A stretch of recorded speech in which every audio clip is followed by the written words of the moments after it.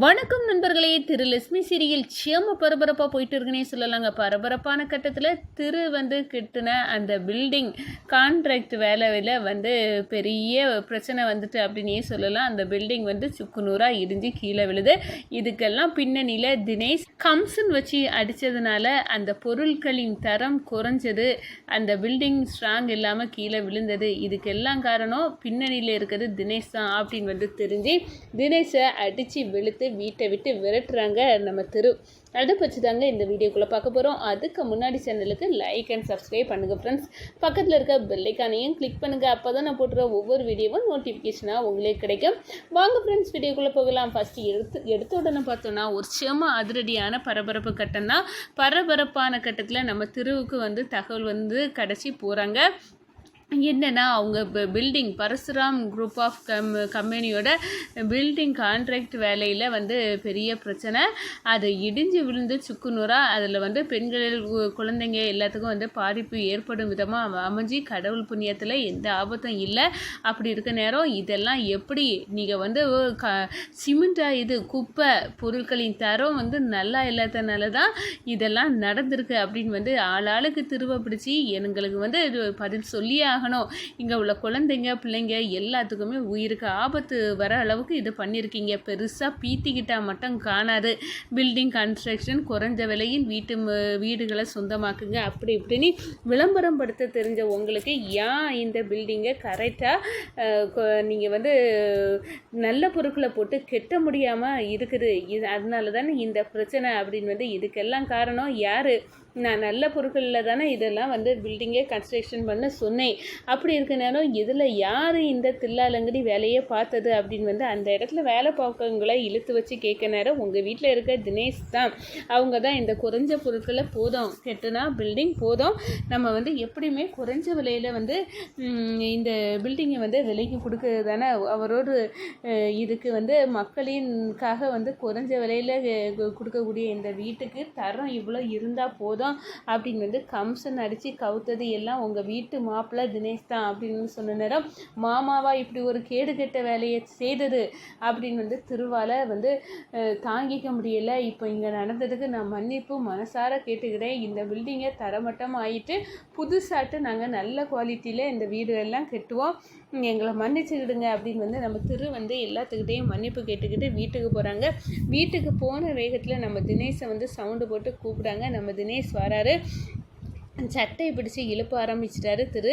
என்னடா, எதுக்காக உன் மாமா சட்டையை பிடிச்சி இழுப்புற? இப்போ நம்ம பில்டிங்கில் இன்றைக்கி சுக்குநூறாக பில்டிங் இடிஞ்சு விழுந்திருக்கு. இதில் ஒரு நல்ல வேலை கடவுள் புண்ணியமாக உயிருக்கு எந்த ஆபத்தும் இல்லாமல் முடிஞ்சிருக்கு. ஆனால் இப்படி தரம் குறைஞ்ச பொருளை நம்ம பில்டிங் கன்ஸ்ட்ரக்ஷன் இதுக்கு முன்னாடி பண்ணதே கிடையாது. இப்போ நம்ம திட்டம், நமக்கு லாபம் எல்லாத்தையும் மக்களுக்கும் எல்லாத்துக்கும் நம்ம நல்லது பண்ணணும்னு நினச்சிட்டு இருக்கோம். ஆனால் இப்படி ஒரு கேடுகட்ட வேலையை பண்ணது நம்ம வீட்டு மாப்பிள்ளை தினேஷ் தான். நம்ம மாமா, என்னோட மாமா இப்படி ஒரு வேலையை பார்த்துருக்காரு. இவருக்கு ஆஃபீஸில் வேலை போட்டு கொடுத்தா இவர் அந்த சிமெண்ட்டு செங்கல் எல்லாத்துலேயும் கம்சன் அடித்து சிமெண்ட்டாக இது குப்பை அந்த அளவுக்கு கேடுகிட்ட பொருளை போட்டு இந்த பில்டிங்கை கட்டி பில்டிங் இப்படி இடிஞ்சு விழுந்திருக்கு. இவ்வளோ ஒரு அவமானம் ஏற்பட்டிருக்கு. இதனால நம்மளுக்கு தொழிலையும் பாதிப்பு. இப்படி ஒரு கேடுகட்ட வேலையை செய்தது எல்லாமே மாமா தினேஷ் தான் அப்படின்னு சொன்னோன்னே, இவரை இதுக்கு மேலே நான் எப்படி வீட்டில் வச்சுட்டு இருக்க முடியும்?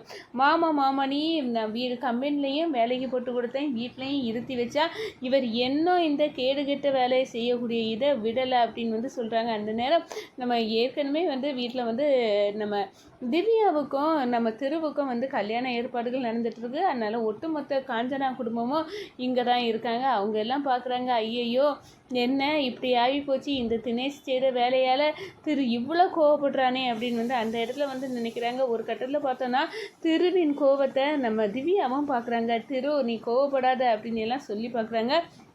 நம்ம காவேரி திருவை கையெடுத்து கும்பிட்டு, இவர் பண்ண தப்புக்கு நான் மன்னிப்பு கேட்குறேன் திரு, இவரை விட்டுரு, இவர் இப்படி தான் வேணா கம்பெனிலேருந்து வேலையிலேருந்து தூக்கிக்க, இவர் செயலால் இந்த வீட்டில் யாருக்குமே நிம்மதி இல்லை, இப்படி ஒரு கல்யாணத்தை பண்ணிக்கிட்டு நான் காலம் ஃபுல்லாக கஷ்டப்படுறேன் அப்படின்னு அந்த இடத்துல காவேரி நொந்துக்கிட்டாங்க.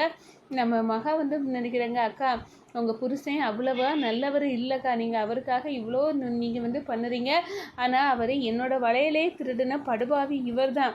இவர் இந்த வீட்டில் உள்ள எல்லாத்தையும் அழிக்காமல் விட மாட்டார், அப்படி ஒரு கேடுகெட்ட புத்தியோடு இருக்காரு அப்படின்னு வந்து அந்த இடத்துல கொந்தளிக்கிறாங்க. நம்ம அம்பிகா அம்மா பார்த்தோன்னா, இந்த பாரு திரு, எதுவானாலும் அமைதியாக பேசிக்கிடலாம், நீ இப்படி கத்தாத அப்படின்னு வந்து சொல்ல நேரம், எப்படிமா இவரை விட முடியும், எனக்கு வந்து இதனால எவ்வளோ அவப்பேரு, நம்ம பில்டிங் வந்து மக்களுக்கு சீப் அண்ட் பெஸ்ட்டாக வந்து பேய் சேரணும் அப்படின்னு வந்து நினச்சேன். ஆனால் இப்படி கூடவே இருந்து குளிப்பறிக்க ஒருத்தரை நம்பி நான் வந்து இந்த ப்ராஜெக்டை வந்து செய்திருக்கேன் அப்படின்னு இருக்க நேரம் எனக்கு அப்படியே தலை சுத்துதுமா.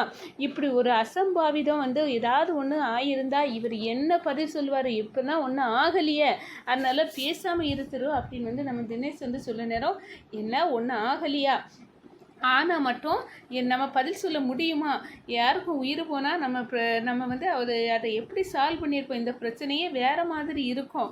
ஆனால் இப்போ சொல்கிறேன் கேட்டுக்கிடுங்க, இதுக்கு மேலே தினேஷ் வந்து இந்த கம்பெனிக்கு வரக்கூடாது, கம்பெனியில் எந்த பொறுப்புலையும் இருக்கக்கூடாது அப்படின்னு வந்து அந்த இடத்துல கோவத்தோடு வந்து கொந்தளிக்கிறாங்க நம்ம தினேஷ். கம்பெனி என்ன கம்பெனி, உங்கள் காவேரியை நீங்களே வச்சுக்கிடுங்க, நான் இந்த வீட்டை விட்டு போகிறேன் அப்படின்னு வந்து அந்த இடத்துல பெட்டியை கட்டுறாங்க. போனால் போகட்டும் அப்படின்னு வந்து நம்ம காவேரியும், எவ்வளோ காலம் நீ திருந்திருவே, இந்த வீட்டில் ஒரு இடம் கொடுத்து திருவோட கம்பெனியில் வேலையும் கொடுத்து செட்டில் பண்ணால் இப்படி ஒரு கேடுகட்ட வேலையை இந்த தினேஷ் வந்து செய்திருக்காரு, இப்போ என்ன பண்ண அப்படின்னு வந்து காவேரி கண் கலங்கிட்டு நிற்கிறாங்க. ஒரு கட்டத்தில் பார்த்தோன்னா மொத்த குடும்பமும் வந்து சாக்காகுது. திருவுக்கு கல்யாண ஏற்பாடுகள் நடக்கக்கூடிய இந்த நேரத்துலையா இடி போல் ஒரு விஷயம் இப்போ வந்து வீட்டுக்குள்ளே வரணும் அப்படின்னு வந்து அந்த இடத்துல நினைக்க நேரம் நம்ம காஞ்சனா பயங்கரமாக வந்து என்ன நினைக்கிறாங்க, இதுக்கு ஒட்டுமொத்த பின்னணியில் இருக்கிறது மகாதான்.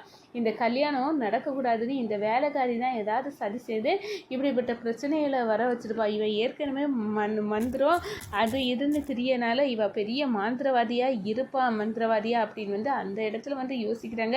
ஒரு கட்டத்தில் நம்ம பார்த்தோன்னா நம்ம காஞ்சனா வந்து நேர மகாகிட்ட, இந்த வீட்டை விட்டு நீ போயிரு, இனி இருக்க எனக்கு பிரச்சனையாக தான் தெரியுது, திவ்யா வாழ்க்கையில் ஒன்றால் பிரச்சனை வந்துடும் அப்படின்னு வந்து எனக்கு தோணுது, அதெல்லாம் நடக்கவே கூடாது, நீ இந்த வீட்டை விட்டு போயிரு, அமெரிக்காவுக்கு சீக்கிரமாக கூடிய வரையில் உன்னை பார்சல் பண்ணி உன்னை அனுப்பணும், உனக்கும் இங்கேயும் ஒட்டம் இல்லை உறவும் இல்லை அப்படின்னு வந்து ஆக்கணும் அப்படின்னு வந்து அந்த இடத்துல வந்து கோபத்தோடு வந்து கொந்தளிக்கிறாங்க நம்ம காஞ்சனா.